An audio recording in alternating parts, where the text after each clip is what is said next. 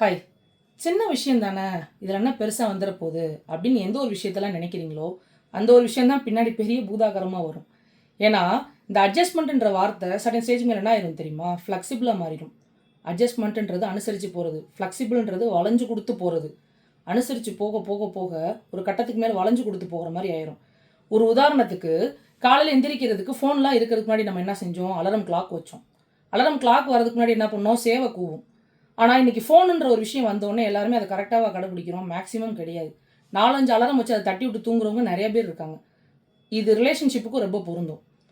Once ஒரு problem வருது, ஒரு பிரச்சனை வருது, சண்டை வருது, ஒரு கோல்டு வார் வருது, இல்லை டேரெக்டாக சண்டையும் மோதுறோம் அப்படின்னாலுமே ஒரு அளவுக்கு விட்டு கொடுத்து போங்க.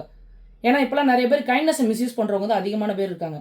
வழியை போய் நம்ம பேசணும்னு வைங்களேன், எப்படி வழியை வர வச்சனா, எப்படி அவங்க தான் வந்து என்கிட்ட பேசினாங்க, என்ன இதில் ஒரு அற்ப சந்தோஷம் இருக்க போகுதுன்னு எனக்கும் தெரியல. அந்த மாதிரி நிறைய பேர் இருக்காங்க.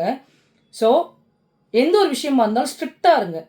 அட்ஜஸ்ட்மெண்ட் அப்படின்றது ஃப்ளெக்சிபிளாக மாறாத அளவுக்கு பார்த்துக்கோங்க. அதாவது அனுசரித்து போகிறது, வளைஞ்சு கொடுத்து போகிற அளவுக்கு யாரையும் போய் காலில் விழுந்து கும்பிட்டு தொட்டுலாம் போகாதீங்க. ஏன்னா சுயமரியாதைன்றது கொஞ்சமாவது வேணும்ல. Have a happy day.